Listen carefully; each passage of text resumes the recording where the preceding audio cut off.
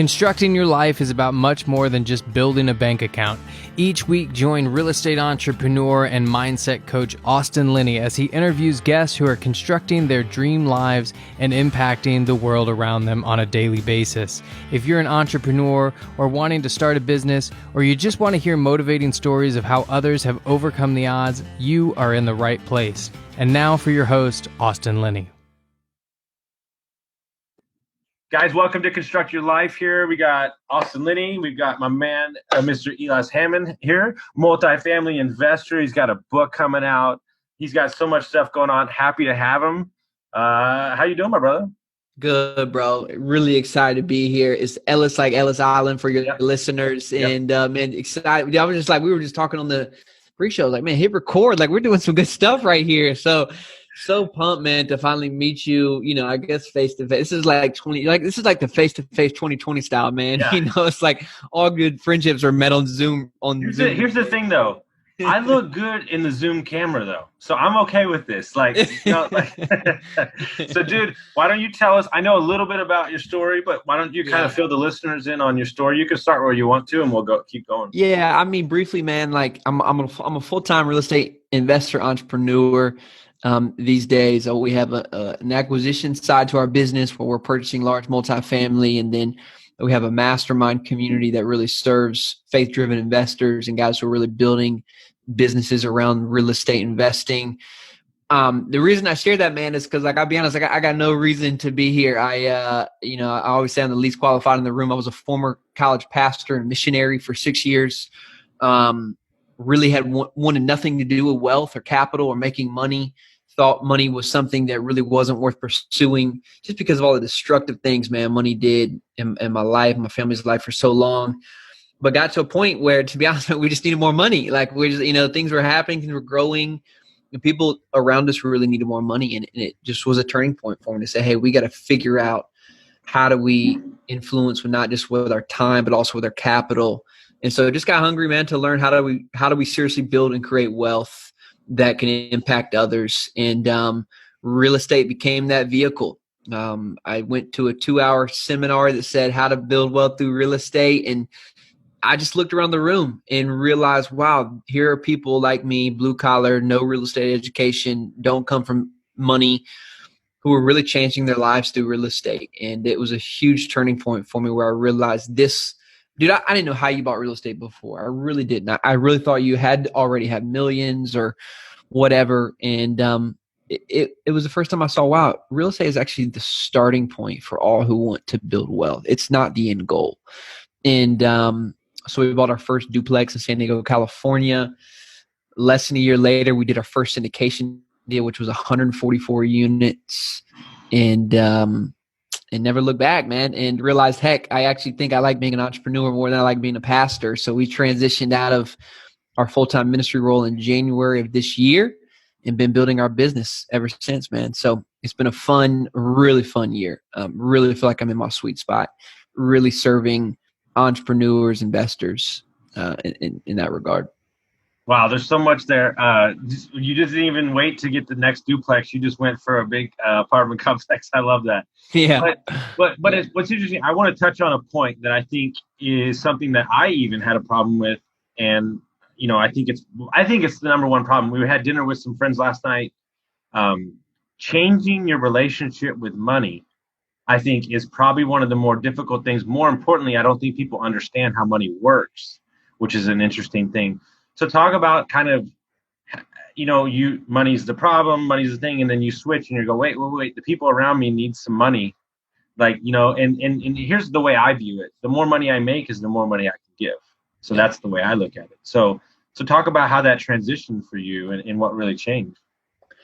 Yeah, it's huge, man. So I'm writing this book right now, and I talk about my baggage I carried in and kind of like the 3 pivotal things that really changed for me. One of those I realized, and I think this plagues the faith community, man, because there is a lot in the Bible, right? Like, if you read the Bible, Jesus talks a lot about money. And it's because what he realizes, what I realize, is that there's only really 2 routes that you can really choose when it comes to money.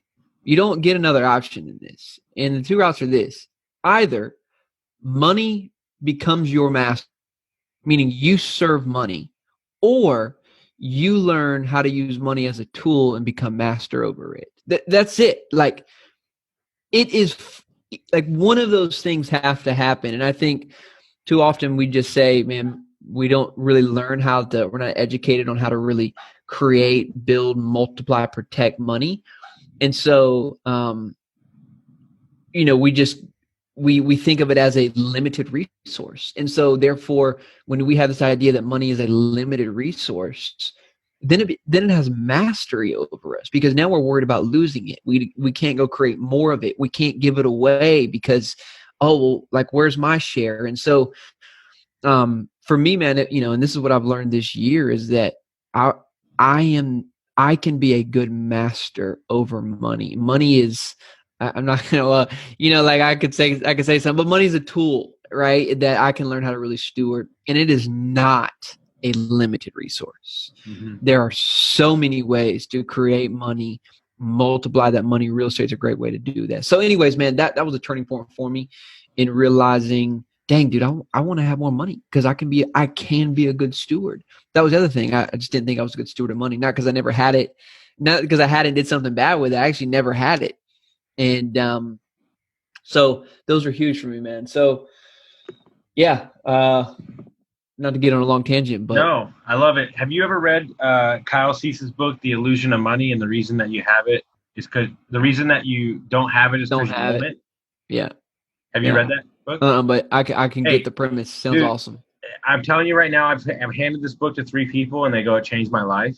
Yeah. And I think it's something that should be taught and basically understand that money is just, it's air. It's a transactional thing that's just kind of flows around and you don't control it, but you can move through it. And when it doesn't own you, you can really step outside of yourself and allow it to work for you. I think that's one of the issues that people have in investing is that, like, people laugh at me how I can walk into a property like 400 grand and you're like, okay, I'll take it.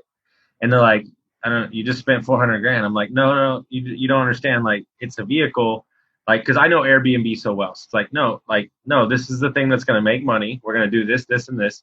And there's such a calmness that comes over you once you do those transactions over and over again.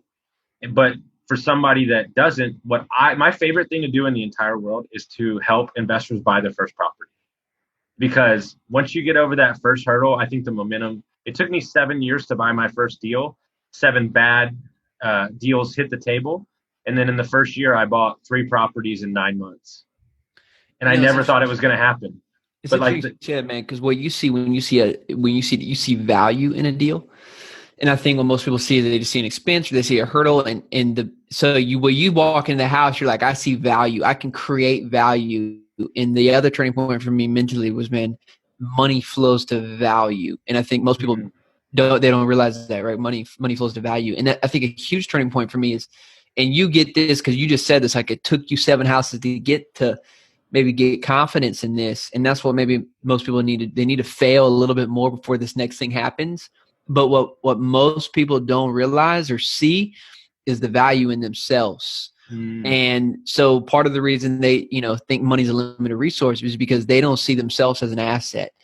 And I'm like, hey, dude, I assure you, as an entrepreneur and business owner now, no real estate is going to produce the return that Ellis Hammond can produce. You know what I'm saying? It's like, that took me a while to figure out too. Like, I have a mastermind community now, man, that people pay a good amount of money to be a part of.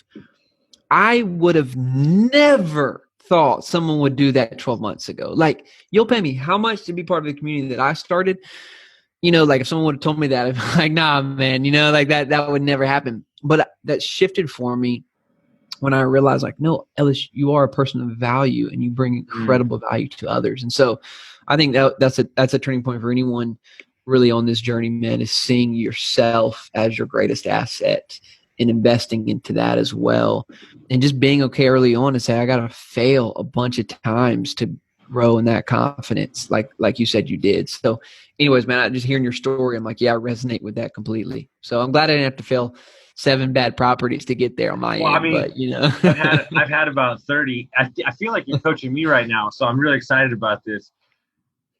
The issue for me in the coaching business, and just meaning in general, is that I've had so many lows that my quality of who I think I am, maybe in my own head, is so much lower to what's actually being put out there, right? Mm. And thank God I have really good friends. And I've, kind of been, I go through spells like where I was like doubting myself. And, the podcast is still a limiting belief for me, even though I get up and execute every day. I just look at it as my own master. And he said, hey, idiot. He said, it's a good friend. He said, hey, idiot, maybe you should go back and listen to some of your content because it's pretty great. And maybe you should take some of your own advice. And I was like, and then I started listening and I was like, oh, like it's pretty good, right? But we would never talk to ourselves the way that we would talk to other people. Mm-hmm. And I think this whole thing, meaning changing your life around, investing, being a better person, lifting up the community, is about the conversations that you're having with inside your own head. That's so huge. That's so huge. But you're right, man. Most of us need an outside person to really point that. I did too. I had a coach. I hired a coach. I hired a coach when I had no money. I hired a coach when I really had no idea what I wanted to do. I need a coach. Like, I need someone to speak objectively in my life in this season right now who can point out the things that I don't see. And I do think that's so huge. So if it's not a coach, maybe it's a friend, but I do think it's hard for anyone to really see that the intrinsic value really hold. And so someone who, is not so tied to their own ego that they can point out the incredible things that you have. And that was for me, man. Someone said, Ellis, you are a community builder. Like, people, you have this incredible value of really bringing people together. And, that's my God-given calling, is like, I just create communities that create impact. And I had no idea. And, so like you, man, I had a coach who said, this is, you're a superpower, you're a superhero. Like, you are powerful and talented. And he just kept saying that. I'm like, I don't know, man, and I remember like launching our mastermind community and saying, all right, well, I'm going to charge $1,000 for it. And like, one of my friends like, dude, no, you're not. Like, that's like not even worth doing. He's like, you got to charge more. I'm like, no one will pay for that, man. And so we went with it, and 8 people signed up, and I'm like, holy crap, And so, yeah, man, we really do need friends and coaches, I think, in a lot of seasons to really spot those things. It's not until a person that you respect, and I tell this story to any young investor that I can. I met, now he's a friend, but I met at the time my mentor through DMs after hearing him speak. And, I just stayed relentless. And he said, listen, I got 15 minutes. I said, fine. I bought a plane ticket, flew across the country to meet him for 15 minutes and have coffee. Wow. And when we sat down, and it's somebody that you look up to, right? And he looks at you dead in the face and he goes, I'm no different than you. I just got started before you did. And it's like, that was for me what changed my whole shit, because it was like, oh, like, he's just a human just like me. And he's seeing intrinsic value in who I am and my energy and who I can be. And that is like the confidence boost that you need to like rocket ship into like another atmosphere. And what I try to tell my team every day, if you can wake up every day and realize that Gary Vee thinks that he's playing small, then we got shit to do. Yeah. Well, here's a step to that, man. Most of us just aren't around big enough thinkers. Like, yeah, bro, that's the power of our mastermind. I just put the baddest, biggest, best people in a room together. And like, why I do that? And I'm lucky because people pay me to do it too. It's because I want to be around people who are doing bigger stuff than me, because I know my biggest problem is I think too small. Like, because here's the thing, 12 months ago, not even 12 months ago, I guess we're getting closer to 12 months ago, I would have never thought we'd have a community of investors that want to put 100, 200 grand into a deal with us, that have a community that pays me to be a part of this. That was 12 months ago. And what has changed? Like, honestly, what has changed in me? It's not like I went and got more education. No, don't get me wrong. I've read and listened and did a bunch of stuff since then. So there's a little bit there, but it's not like I got a new degree. No one has anointed me as this, whatever. The only thing that's changed, man, is my mentality that says, Ellis, you're a person of value and you can go create something. And then the other big thing that's changed is my network.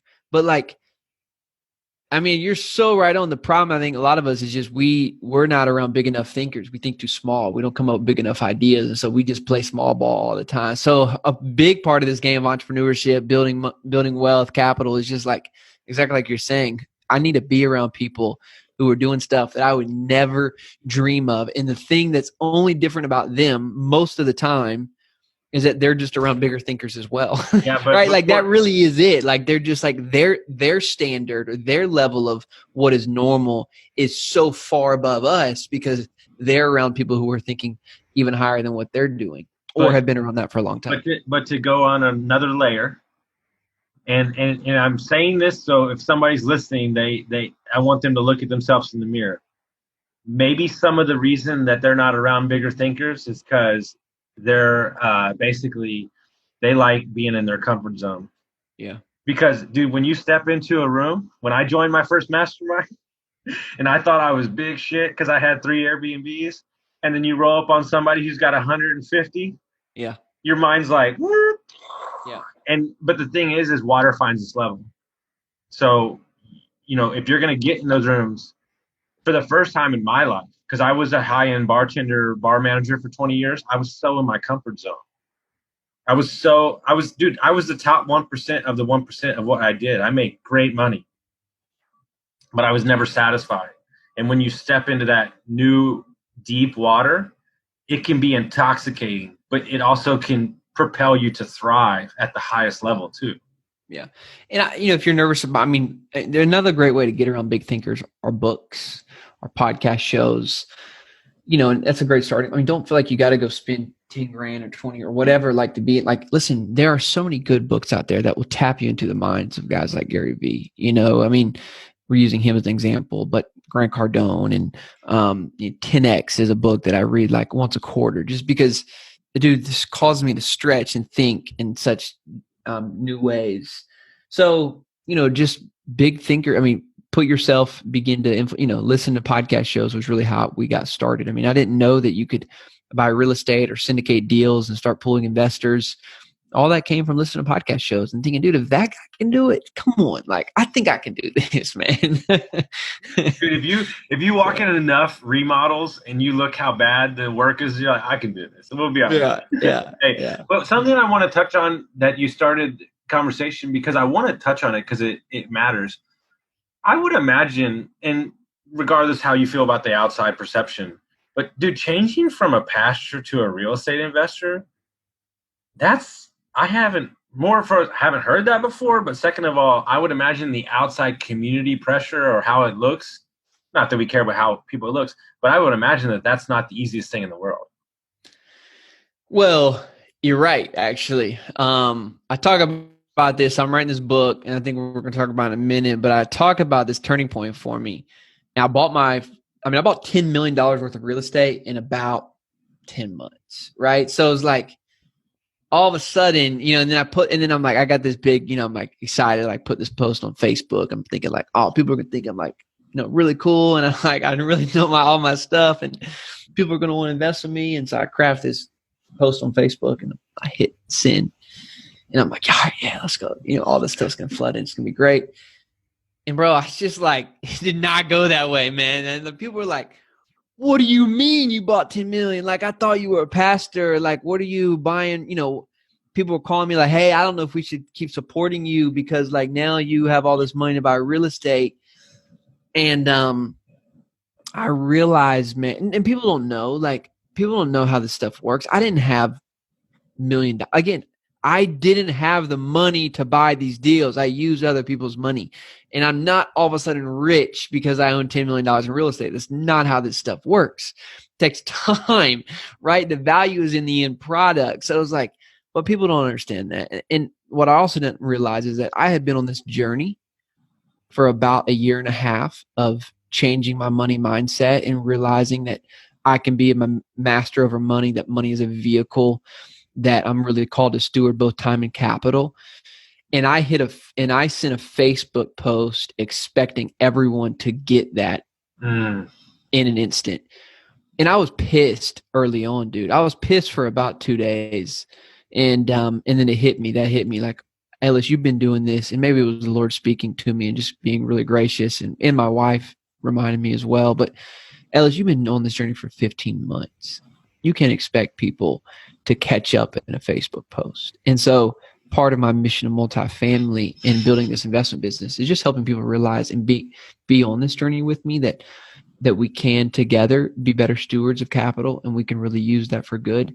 It is the mission of multifamily. That's the name of the book I'm writing. And so that's part of my mission, man, is to really bring people with me in this and say, hey, we can actually make money and make an impact. It doesn't have to be bifurcated. You don't have to be a pastor or a missionary to really make incredible impact in this world. You can be an entrepreneur, a business owner, an investor, right? Like a W-2 employee, right? Like you can be all of those things and still have a tremendous influence and impact in the world. And so that, so you're right. Yeah, I definitely got some pushback, but I kind of went the other way. I was like, well, I'm going to be so, let's say, like in your face that I'm going to change this narrative. So I started a podcast. I did all these things for me and for them as well to say, okay, well, what do I got to do to get this message out to help people see that my mission hasn't changed, just my vocation, right? No, I'm not a pastor anymore. But dude, what I'm passionate about, serving God, making him known, helping others, bro, I can do anything and do that. I've chosen to do that in real estate. Isn't that, and it's funny, I think I had this conversation like 2 days ago with somebody. Isn't that one of the issues with the art community? The creative community is you have to suffer. Like, oh, you can't, screw the man, all this stuff. Right. And no, dude, no. Like, I meet so many 24-year-olds that are like, no, it's my art and it's everything. And I'm like, go read Big Magic and understand that your art is nothing but it moves through you. And so there's no nobility. You can't really help a lot of people when you barely can feed yourself. Right. And you know what I'm saying? Like, me as a person, regardless if I make $1 million or 80,000, I'm still who I am. But the identity of who we are, and I think if anything has taught us anything over the last couple of months, if you are wrapped up in the identity of your job, like it's your everything, instead of who you are as a person and what you do around you, then you're failing. Yeah, because 100%. That's so good. Identity around what you do. Oh man, and don't get me wrong, I struggled with that, dude. This was not like, oh, I'm ready. Like, this was I remember sitting across the table from my best friend and say, hey man, I think I'm going to. I think I need to make a transition, and being so scared that I was leaving my greatest impact. And I didn't transition for another year. Like, it took me a while to really get there, but then also transitioning our team and stuff. So yeah, I mean, it's scary, man, but I think it is doing the hard work of unraveling yourself from anything that you have identity in that isn't, that doesn't come from something bigger or greater. Like, and your job is definitely not that. Like, there's a difference between your vocation and your calling. Like I said, I'm called to create communities that create impact. I can do that as a pastor. I can do it as a real estate investor, right? I can do this as a podcast host. Like, there's an array of ways that I can serve or live out my calling and find purpose in that. So it's huge, man. Yeah, it's really interesting because I have a tendency, and I'd be interested to hear your take on it from a pastor point of view. In my early 20s, or when I started making the shift in personal development and started fixing myself, I have a tendency to peck. I call it the peck theory. Dude, you should do this. It's so easy. Read this book. And I go, wait, they don't want to listen to me. Everybody gets their message at their own time. Right. And when I got sober, I didn't say I didn't reach out to anybody and say, hey, you should get sober. I didn't do anything like that. I was on my own journey. But then I had 3 guys reach out to me and they're like, hey, we saw your crazy ass get sober. So if you can do it, we can do it. And they got sober. And I was they're like, you didn't speak to us, but thank you. And I'm like, that's when I realized that the only true way to make an impact in this world is to lead out front by example. Yep. Dude, that's my book, Mission Multifamily, and a missionary's journey. A missionary's journey towards financial freedom through apartment investing. Because if I can do it, bro, you can do it. Like, whoever's listening, if I can do it. And here's the thing. Here's the only caveat to that. I work my ass off, and I always work my ass off in everything that I do. And I'm hungry, and I did not stop. So you can do it if you're hungry and you're willing to persevere. That's the difference. But yeah, dude, that book is exactly it, man. I just wrote my story because I want people to see there's a lot I had to overcome to get here, but I didn't give up, man. So this is perfect because I want to write a book. So this is like my own masterclass. I can't believe you wrote a book. I'm sure that you never thought that you would ever. You're like, oh, what am I doing? I'm sure there's moments when you're writing it like, what are we doing here? Yeah. But you're just telling your story. So let's talk about the book. Let's unpack that. It'll be out next month. Let's talk about the book. Yeah, Mission Multifamily. You can go to missionmultifamily.com. I got the domain, which is cool. It is we're talking the book right now, man. It is my story. It starts with my mindset, like most things in life, and of just the mindset I personally had to overcome to really see that money flows to value, that we can really be masters over money instead of money being mastery over us. I talk about, forming this new money mindset and the barriers I had to overcome. We can talk about this, man. Like, yeah, we got to form these new mindsets around money, but part of it is realizing the baggage we carry. So I had to look back. Like, my wife's a therapist, so she's really good at this. We didn't do this together, thankfully, but I would say all this is like, you got to kind of do some therapy, man. Like, I had to go back and be like, all right, my parents got divorced at 10, and the conflict of my life until my dad passed away when I was 21 was, who do I ask for money? Right? Like, and it's always, I never got enough here or there. It was always attention. So I hated money, bro. And then I watched my dad retire when he was 40 and then struggle with, do we have enough money, blah, blah, blah, until he was 55 and passed away. So then I saw my father strive for money and then pass away disillusioned by money, till the end of his life, and never really felt like he had enough. So I was like, well, why would I work all my life for money when you just end up disappointed in the end, right? And then there was a couple other things I talk about as well, but like those things literally has shaped what I thought about money. And so, realizing the baggage that I carried and being like, all right, I got to get rid of this baggage, man. And then, the Facebook post, I talk about that being a huge turning point. But then a lot of it is just, okay, how are we using this vehicle of apartment investing? We have found a vehicle that I think, man, can take $1 and not just grow it, but you can have social impact, right? Like when we buy real estate, we're buying someone's home, like we're buying a community, and we're called to be good stewards of that. So our dollar now can have an impact on people's homes. And then for me, there's a real kingdom impact to this dollar because, as a man of faith and the things that we're doing some cool stuff with different organizations that can help people even on the spiritual realm of things. And so, dude, to see that we can actually own a business and even invest in an asset that can grow, multiply, protect your money, but also do multiple things in the sense of really having impact and good in our world. I am so on board.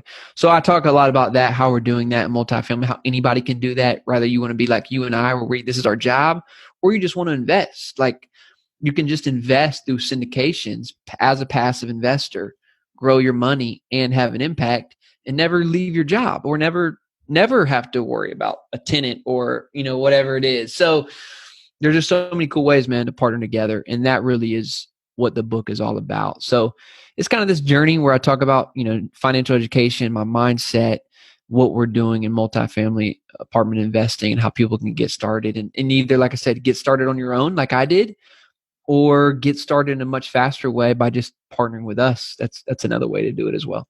Dude, I can't wait to read it. It's going to be great. And you touched on something there that for me, ever since COVID hit, and I have a friend who grew up in inner city Philadelphia, and she grew up in a really rough area. She's African American. We had a great debate on my podcast about she's teaching her kid like investing now, and her 15. I coach. I help her kids, and like her 15-year-old daughter's reading Rich Dad Poor Dad. Like I just love it so much. I think for me, the lack of financial education in society blows my mind. We have a webinar we're coaching tomorrow with my financial advisor and a bunch of her friends who don't even know what mutual funds are. They don't even know what stocks are or anything.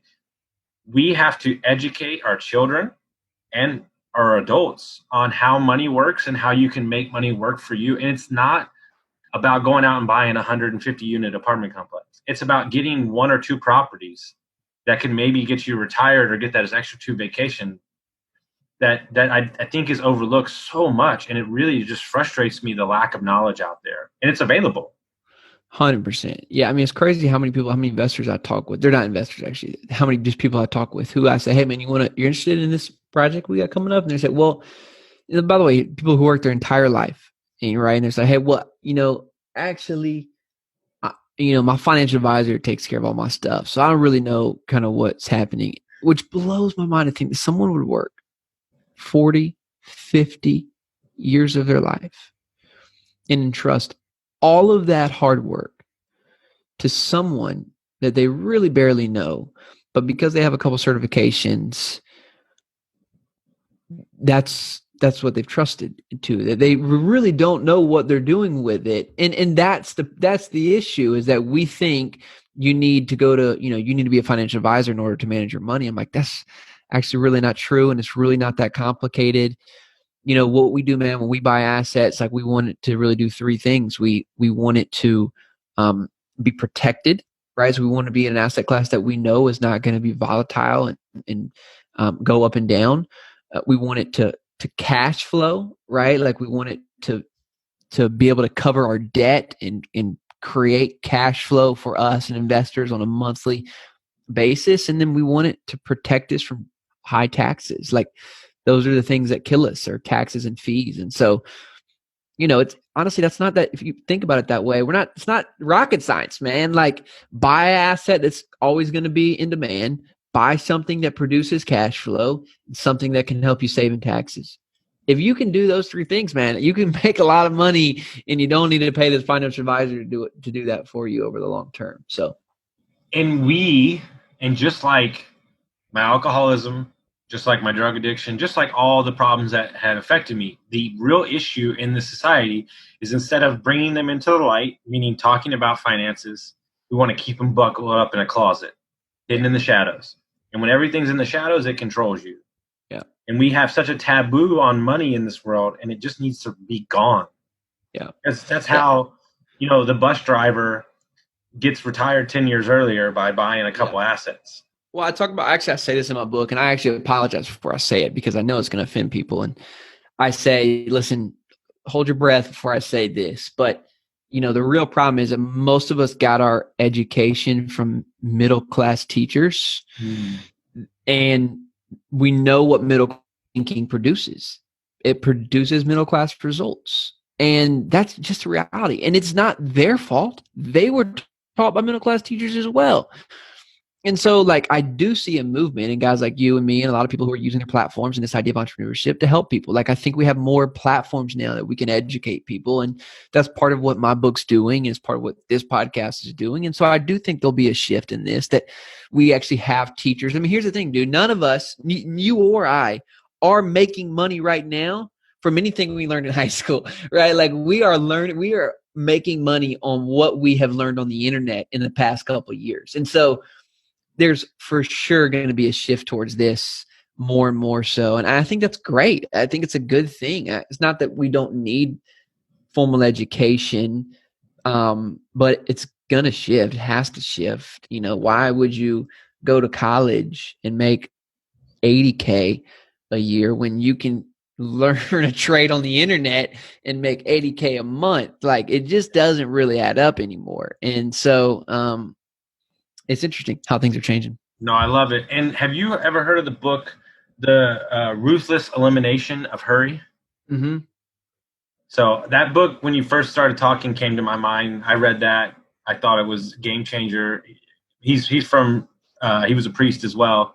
I thought it was a really great book to kind of put a lot of that stuff in perspective on like how you think. And I think I'll be honest with you. I know a book you're talking about. My grandma recommended it to me. She's a very spiritual lady. I'm kind of scared to read that book because I just feel like it's going to cut me, man. Like, you know what I'm saying? It's one of those books where I'm like, that thing's going to cut me. I'm a little worried to read that book. So I'm putting that one off. I So don't think you're ready. I don't think you're ready. I need it because I don't slow down. So yeah, me neither. That's why I'm like, I probably don't want to read that book right now. No, I'm no, going too hard to read that book. you would get the first chapter and you'd be like, I got to. Yeah. So I'm like kind of waiting for a better season to read that. And if I'm just being real with you. I'm like, no, I've heard it. My grandma told me all about it. I'm like, I don't think I'm gonna read that one yet, man. I appreciate transparency. That's real, man. So I know you don't. I want to be respectful of your time. How do they get a hold of you? How do they find out about the book, the podcast, all that kind of stuff? Yeah, if you enjoyed this, if you want to get a hold of me, I guess you might just be thinking this guy's crazy, man. Missionmultifamily.com. At least check out the book. It's free. I actually made it free. And maybe anyways, there might be some things later down the road, but right now it's free for a little bit. So go grab it while it's free. Missionmultifamily.com. I'm sure you'll be getting emails from me once you download that, and just respond. Let me know how you're enjoying it. I would love to interact with you in that way. The other best way is LinkedIn. Ellis Hammond, find me on LinkedIn. I produce a ton of content there around financial education and multifamily investing, entrepreneurship. Sometimes I post pictures of my puppy. And then we have a podcast show, Kingdom Capitalist, actually. So if you're really into this idea of faith, investing, entrepreneurship, check it out. It's we're crushing it, man. We just surpassed like 15,000 downloads this year. And so it's been huge, man. We've had some amazing guests on that show as well. So that's part of my journey. But missionmultifamily.com is definitely the starting place, and then all kind of good stuff after that. I love it, guys. I love this interview. And guys, this is the power of the internet. This is the first time we've talked. So we'll just talk on the podcast. And I just DM'd them, and here we go. So if you like this interview, make sure you rate us and review us, share it with your friends, and we'll see y'all next time. Thanks, Austin.